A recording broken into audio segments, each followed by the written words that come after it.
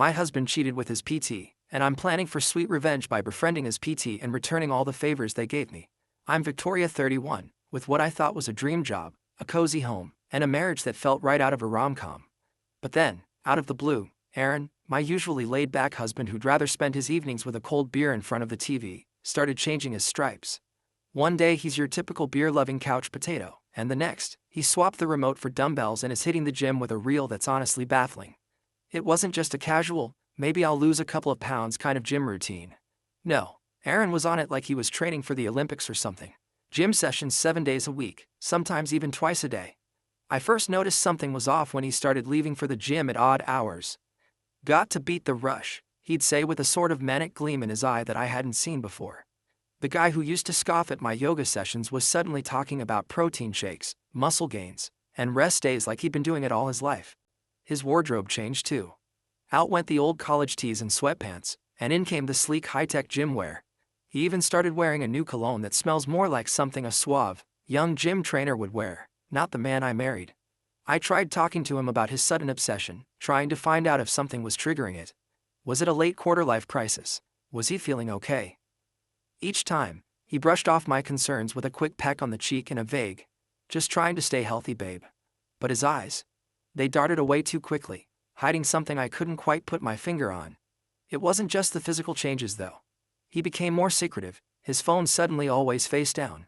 I noticed our bank statements had charges from a high-end sports store, money spent on fancy gym equipment and supplements. The man I knew, who would rather die than miss a Friday night pizza, was now all about carb cycling and meal prep Sundays. And then there were the late returns home. The gym was supposedly a 10-minute drive away, yet Aaron would be gone for hours. Traffic was a nightmare, he'd say, or met an old buddy for a protein shake. Excuses that seemed plausible at first but started to wear thin with every passing week. The warmth in his voice cooled, and the distance grew, filling the space between us with a tension I couldn't ignore. That's when the dots started connecting in my mind, drawing a picture I didn't want to see but couldn't look away from. My husband, the man who promised to grow old and gray with me, was slipping away, morphing into a stranger with each pumped-up sweat-slicked gym session. That day, my gut just wouldn't settle. The whispers of doubt and the tickle of suspicion had grown too loud to ignore. So, I did what anyone would do when plagued by the creeping dread that something in their marriage was amiss. I decided to follow Aaron. I told myself it was to put my mind at ease, to prove my suspicions wrong. But honestly, deep down, part of me feared I was right. I parked a couple of rows back from his usual spot at the gym, my heart hammering as I watched him pull in. I remember thinking how absurd this all was, spying on my own husband. It felt like something out of a cheesy detective show, not something I should be doing on a bright Wednesday morning. But there I was, hunched down in my seat, baseball cap pulled low over my eyes, hoping against hope I was just being paranoid. But then she appeared, Monica, his personal trainer. I recognized her from the Christmas party the gym hosted last year. She was hard to forget with her bright smile and energetic aura that seemed to captivate everyone around her, including, apparently, my husband. I watched, heart sinking as they met by her car, not far from where I was hiding. Their casual smiles didn't prepare me for what happened next. It was just a moment, but it felt like an eternity. They looked around cautiously before Aaron leaned in and kissed her. It wasn't a peck or a friendly kiss. It was deep, passionate, the kind that you don't share with just anyone. It felt like a punch to the gut. Watching them, hidden behind my car window, my hands trembling and a lump forming in my throat. Devastated didn't even begin to cover how I felt. Betrayed, broken, foolish, all of that and more. I drove home in a daze, my mind racing and my heart shattered. That night, as Aaron lay sleeping beside me, oblivious to the storm raging inside me, I did something I never thought I would. I reached for his phone, which he'd casually tossed on the nightstand, his carelessness now another knife in my back. The phone lit up, and there it was, the evidence as clear as day. Texts from Monica, so casual, so intimate. They talked like old lovers, comfortable and familiar. The messages cut through me, each word a confirmation of my worst fears. "I hope your husband stays in the dark. We have a strict policy regarding our distance from clients and I'd rather not have any conflict at work. I adore you though. My dear, I am waiting for you. What is the estimated time of arrival? After our workout today, how about we have dinner in our favorite restaurant? Their lunch menu features some of the tastiest foods that are gluten-free and low in carbs." It was like reading lines from a script meant for a life I was no longer part of. How could he? How could they? She knew about me. Yet it didn't stop her.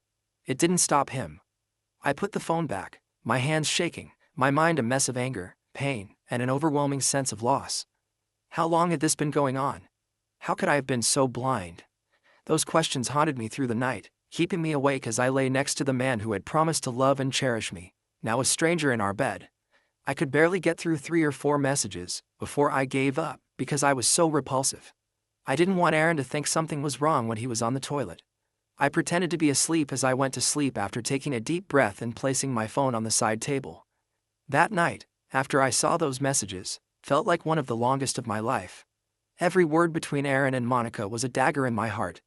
I could only stomach a few messages, their plans, their affection for each other, so carefree and intimate, before I felt physically ill. The thought of continuing, of seeing more proof of the betrayal, was too much. I tossed Aaron's phone back onto the nightstand, my hands trembling with a mix of rage and sorrow. Lying in bed next to him, pretending to be asleep, was torture. I wanted so badly to wake him, to confront him right then and there. I imagined myself shaking him awake, demanding answers, or better yet, screaming until I was hoarse. Anything to release the storm of emotions brewing inside me. But deep down, I knew that wouldn't get me anywhere. Aaron would have an excuse, a story cooked up and ready to serve. He always had his way with words. And that's when it hit me. The need for a plan, a scheme that would reveal the true extent of his deceit not just to me, but to him as well. I needed him to feel a fraction of the pain he had inflicted on me. No sudden outbursts or tearful confrontations.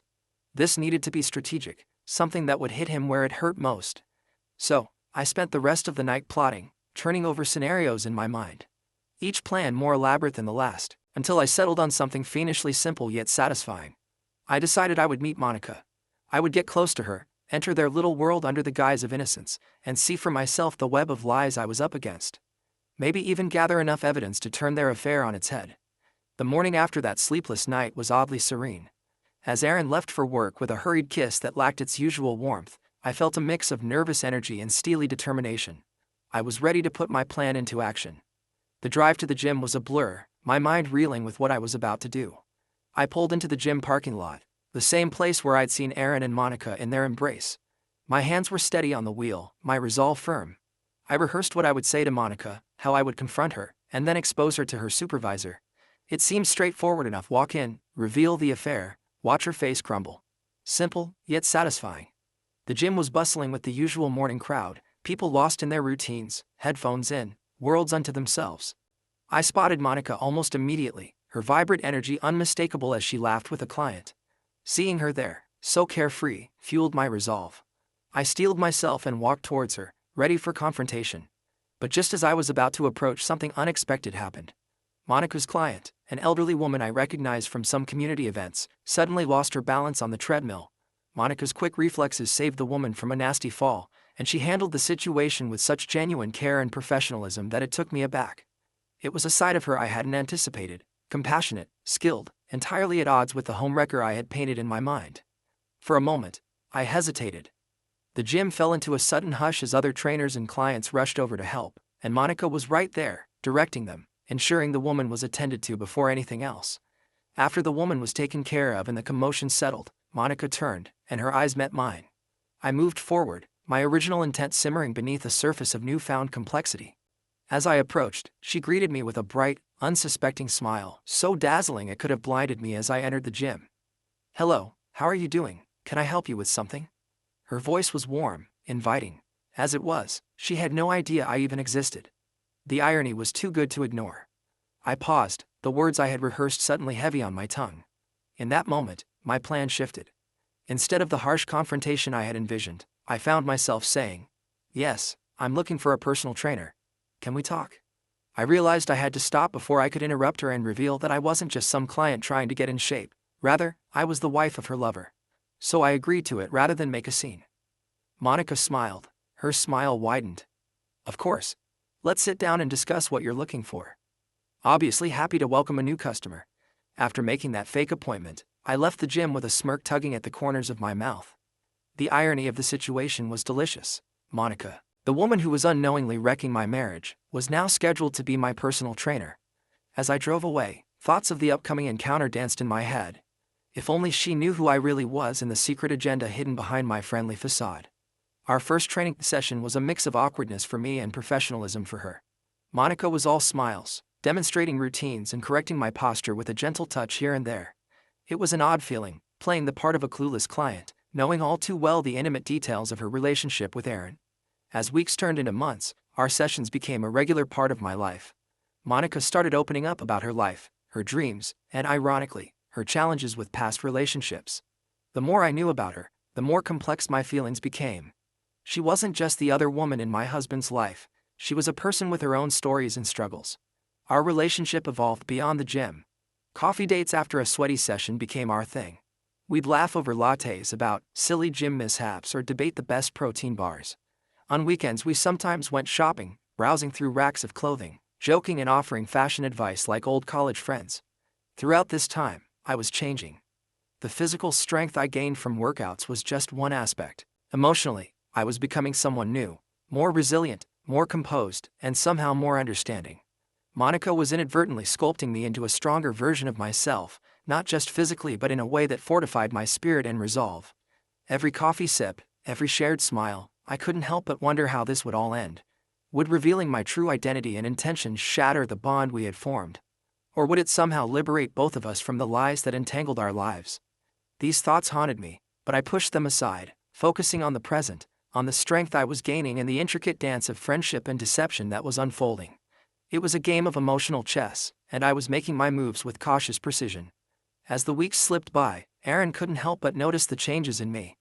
It wasn't just the obvious physical transformation, the toned arms, the firmer stance, the way my clothes hung a little looser around a slimming waist. It was more than that. There was a new light in my eyes, a spark of something he hadn't seen in a long time. Something that reminded him of the woman he fell in love with, only stronger, more confident. Each time I spoke of my new friend, the mysterious personal trainer who was helping me find myself again, I could see the curiosity tinged with suspicion in his eyes. He'd never met Monica, of course. I kept her identity and our sessions vague, a deliberate mystique added to keep him on edge. She's just amazing. So inspiring. I'd say casually over dinner, watching his expression change, a mixture of intrigue and unease playing across his features. This wasn't meant to be a part of my initial plan, but I couldn't deny the satisfaction it brought me. Aaron's growing fascination with my changes had an unexpected, yet welcome side effect. He started pulling away from Monica, perhaps intimidated by my independence, or maybe out of guilt, fearing that his own secrets might unravel as I embraced this new version of myself. His texts became less frequent, his late nights shortened, and his mentions of the gym carried a hint of obligation rather than enthusiasm. Monica, on her part, seemed unaware of the shift in Aaron's behavior. With him stepping back, she had more time on her hands, time that she often chose to spend with me. But with every passing day, as our friendship grew, so did my internal conflict. The lines between deception and genuine connection blurred, leaving me to grapple with the unfolding moral complexities of my actions. Was the satisfaction of seeing Aaron's guilt and confusion worth the potential cost of betraying someone who was, despite everything, becoming a real friend? That evening was tinged with an unusual tension as Aaron lingered by the doorway, watching me with a mixture of hope and desperation. The usual hum of our home felt quieter, more charged. Maybe it was the way the sun set through shadows across the living room, or maybe it was the unspoken words hanging between us, but everything felt different. "Hey Vic, how about dinner? At our favorite restaurant, of course. I'll be home at 6 so we can spend some quality time together and eat some delicious food, huh?" His voice had that old familiar warmth, but the edges were frayed with anxiety. As he spoke, he reached out, his fingers gently massaging my hair in a way he knew I once loved. It felt like a plea, a subtle beg for the evening to erase the growing distance he surely felt but couldn't understand. I paused, feeling the weight of his gaze, heavy with unasked questions. My response was ready, a part of the script I had been silently writing in my mind over the past months. "I have to meet my boyfriend, but I would really like to. Since I can't break my word, this is essential." "Maybe another time," I said, the words light and airy, as if I was talking about something as mundane as a coffee date, not dropping the bombshell that I had someone new in my life. The smile I offered was measured, just wide enough to seem genuine but hiding the turbulence underneath. I picked up my purse, feeling his stare intensify, burning into me with a mix of confusion and the dawning realization of what I had just said. Turning towards the door, I could feel the shift in the air, the slight catch of his breath, the soft shuffle of his feet. A man unmoored. Aaron's confusion was palpable, his voice faltering as he repeated, "Boyfriend?" The word hung awkwardly between us, heavy and out of place. His eyes searched mine for a joke, A hint that this was just a tease, a playful jab like those we used to share. But all he found was my back as I walked towards the door, the click of my heels punctuating this new distance between us. As I stepped out, I couldn't help but suppress a chuckle, not out of amusement, but from the sheer surrealness of the moment. Here I was, spinning tales and weaving webs, playing a role that months ago I would have never imagined. The evening air was cool, a gentle breeze playing through the trees, a stark contrast to the heated confusion I left behind. I walked to my car, parked under the flickering streetlight at the end of our driveway. Inside, the quiet was profound, a silent witness to the pivotal shift taking place. Sitting there for a moment, I let the weight of my decision sink in. This was more than a dinner invitation, it was the next pivotal move in a game of calculated risks and hidden motives. Pulling out my phone, I found Monica's number and hesitated for just a second. This dinner could cement our friendship or set the stage for the unraveling of everything. The screen lit up as I dialed, casting a glow in the dim light of the car. Monica picked up after a couple of rings, her voice bright and unsuspecting. "Hey Monica, I was thinking, why don't we celebrate our friendship? How about dinner at fancy restaurant's name? It's been such a great journey getting to know you and I think we deserve a little celebration, just us girls," I said, injecting a cheerful tone into my voice, masking the undercurrent of my true intentions. "Oh, that sounds wonderful, Victoria, I'd love to. When were you thinking?" Monica's enthusiasm was genuine, and for a brief moment, I felt a pang of guilt for the deception. "Tomorrow evening works for me. Does 7 p.m. sound good?" I proposed, already planning the sequence of events in my mind. "Perfect, it's a date then. I'll see you there," she replied, her voice bubbling with excitement. "Great, it's a date," I echoed, my words laced with double meanings. After hanging up, I sat in the quiet of my car a little longer, going over the details of what was to come. The restaurant I had chosen was classy and intimate, an ideal setting for what I had planned. It was popular enough to be a treat but not so crowded as to draw attention to our conversation. I started the car and drove off, the engine's purr a steady backdrop to my racing thoughts. Tomorrow's dinner would be a turning point, one way or another. Either it would push my plans forward, or it would expose cracks in my resolve. But either way, I was ready. This wasn't just about revenge anymore. It was about reclaiming my life, about stepping out of the shadows of deceit and into a light of my own making. The evening of the dinner was draped in an almost cinematic allure, with the city lights twinkling like distant stars and the restaurant bathed in the soft warm glow of chandeliers.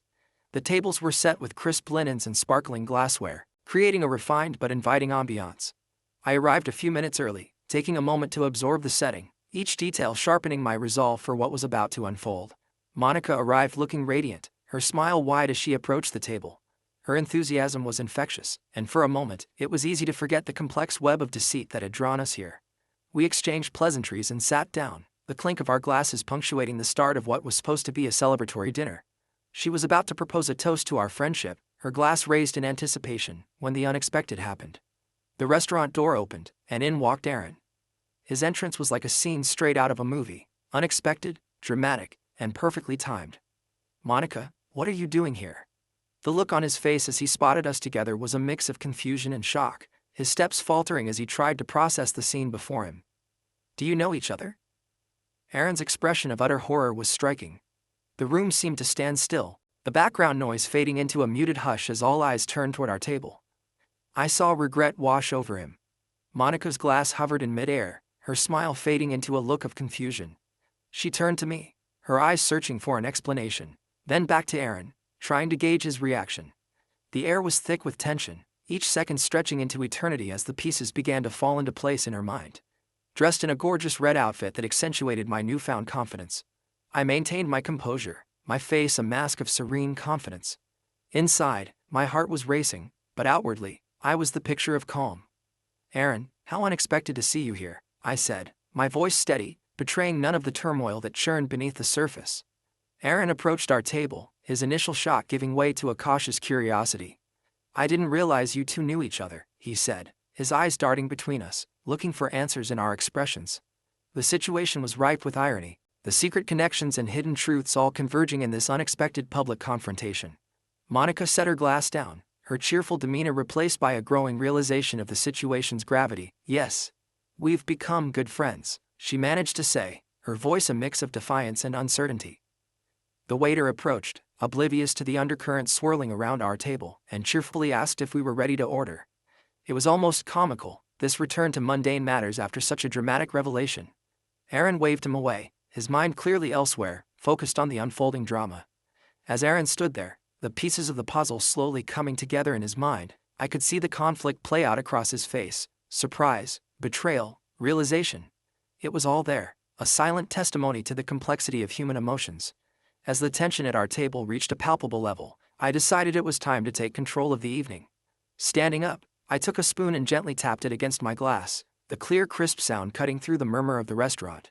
Heads turned toward us, curious eyes and hushed whispers filling the room as I prepared to address the gathered crowd. "Good evening, everyone," I began, my voice steady and projecting a confidence that I felt was crucial to maintain in that moment. "Let me introduce myself as Victoria, and say how much I appreciate these two individuals in my life." I gestured gracefully towards Aaron and Monica, giving them each a nod that was both acknowledging and measured. The room fell into a deeper silence, the patrons and staff alike sensing the unfolding drama. "I appreciate you accepting my invitation to dinner tonight, Aaron and Monica. I would like to share with you," I continued, pausing momentarily, as I noticed Aaron's nervous hand movements. He was fidgeting, his fingers twisting a napkin, his discomfort visible to all. This pause was deliberate, a moment to let the weight of my words sink in, not just for Aaron and Monica, but for everyone in earshot. The clinking of the glass had not only served to silence the room but also to fortify my resolve. As I stood there, with all eyes on me, I felt a mix of empowerment and inevitable sadness. This was not just a revelation, it was an acknowledgement of the significant shifts in my life and relationships. "I've learned a lot about honesty and integrity these past months," I continued, my gaze sweeping over the audience then settling on Aaron and Monica. "Tonight is about truth and revelation. It's about understanding that the choices we make affect not just our lives but those around us. Aaron, Monica, you both have been pivotal in teaching me these lessons." The words hung in the air, heavy with meaning and implication. Aaron's eyes widened slightly, a hint of fear or perhaps realization dawning upon him. Monica, ever the composed one, maintained a steady, if somewhat strained smile. But her eyes were cautious, wary of what I might reveal next. "This dinner," I said, pausing to gather my thoughts, "is my way of saying thank you. Thank you for the lessons, for the pain, and for the strength I've gained. It was necessary, and it has prepared me for a new chapter."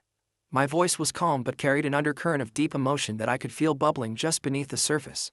As the dinner guests around us resumed their subdued chatter, I leaned forward, my voice dropping to a more intimate timbre, ensuring that Aaron and Monica could hear every word distinctly. "I have undergone a mental and physical transformation in the last 3 months," I began, my gaze locking onto Aaron's, which flickered with a cocktail of emotions: regret, fear, perhaps a touch of admiration. "Aaron, my love, you saw the change and were scared, right?" His eyes darted away, unable to hold my stare, his discomfort visible as he adjusted his collar, a subtle acknowledgement of my accusation. "You pushed your lover away because you believed you would lose me."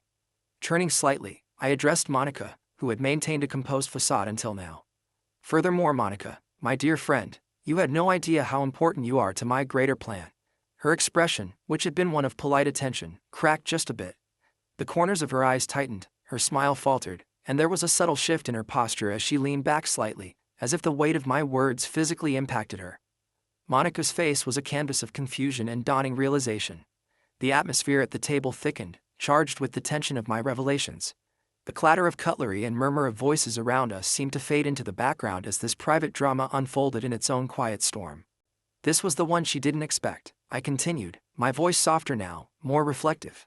"You see, every step of my newfound journey, every session at the gym, every coffee, every shopping trip, it wasn't just about rebuilding myself or forming a friendship. It was about setting the stage, about crafting a scenario where the truths could no longer stay hidden." As I spoke these words, I could see the cogs turning in Monica's mind, the pieces falling into place. Her initial shock was replaced by a deeper, more resigned understanding. She looked from me to Aaron, and back again, her eyes narrowing, not with anger, but with a sort of pained acceptance. Aaron, meanwhile, sat frozen, his earlier nervous energy now stilled by the gravity of my words. He knew, in this moment, that the dynamics of our relationships, his with Monica, mine with him, and my unlikely friendship with her, had been irrevocably altered. The facade had not only cracked but shattered, revealing the stark and complicated truths beneath. "The twist is that I found someone new who loves me for who I am," I said, pausing to savor the moment. At that exact moment, an elegant man walked into the restaurant with almost perfect timing. He came straight to our table and took my hand. At that exact moment, his warm touch was all I needed. My announcement, "Everyone, meet my new friend Jack," was met with a mixture of amazement and skepticism from those seated around the table. As far as you're concerned, Aaron, I began, my voice steady and resolute. I'm getting a divorce. I paused, letting the words hang between us, stark and undeniable. Remember our prenup? The one that mentioned cheating. My eyes held his, unflinching, as I watched the realization sink in, the color draining from his face. He opened his mouth, possibly to object or to plead, but no words came. I nodded towards Monica, adding, "Thanks to my new best friend here, I have all the evidence I need. So, everything you own will soon be mine." Then I turned my attention to Monica, who had been a silent spectator to my revelation to Aaron. Her face was a mask of controlled emotion, but her eyes betrayed a hint of fear, uncertainty about what my words would mean for her. "Of course, I'm telling your boss everything, my dear Monica," I continued, the tone of my voice softer, but every bit as firm. "It's not a good idea to try to rob someone of their husband. I'm sorry, but it looks like you're going to have to find a new gym." Her reaction was subtle, a slight tightening of her jaw, a fleeting look of resignation. This was not the outcome she had anticipated when she became involved with Aaron, and now she faced the professional repercussions of those choices. The table was silent, the tension like a thick fog around us. The rest of the restaurant carried on unaware, the clink of glasses and the murmur of conversations a distant backdrop to our personal drama. I looked between Aaron and Monica, seeing the impact of my words settling over them. This was not just a confrontation but a declaration of my newfound strength and independence. Turning back to Aaron, I softened my tone slightly, not out of sympathy, but out of a desire to close this chapter with a semblance of dignity. "We had good times, Aaron, but you chose this path. I wish things could have been different." The atmosphere in the restaurant was charged as the finality of my words sunk in. Monica's face, previously composed, now mirrored a mix of shock and dawning comprehension as she realized her role in the narrative I had carefully constructed. Her shock was palpable, her eyes wide as she grappled with the realization that she had been merely a pawn in my broader strategy. Across from her, Aaron's complexion turned a ghostly shade of pale, his features etched with disbelief and despair. He opened his mouth to say something, perhaps an apology or an explanation, but the words seemed to fail him. "Vic, I'm so," he began, his voice a hoarse whisper, but I was not there to listen to half-hearted apologies or excuses anymore. "Keep it."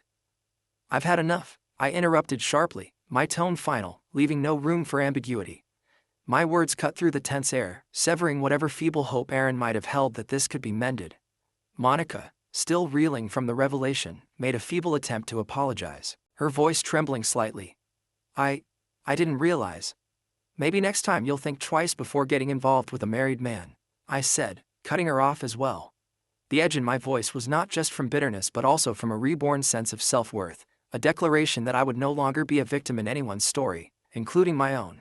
As Aaron and Monica gathered their things, their movements sluggish, weighed down by their own guilt and regret, they left the restaurant. Their exit was quiet, almost pitiful, a stark contrast to the bombastic drama that had just unfolded. Left at the table with Jack, the friend who had stood by me through this transformation, we watched them leave, a symbolic closure to the chaos that had upended my life. Jack and I then turned to each other, a knowing look between us. We raised our glasses, the crystal catching the light, sparkling as brightly as the resolve in our eyes. "To honesty, new love, and perfect revenge," I toasted, the words feeling like a cleansing breath. Jack echoed the sentiment, his smile supportive and understanding. As we clinked glasses, the sounds of the restaurant returned to my awareness, the gentle hum of conversations, the soft music playing in the background, life moving around us. This toast wasn't just about reveling in the downfall of those who had wronged me. It was a celebration of rebirth, of reclaiming control over my narrative and stepping into a future where I was the author of my own life story.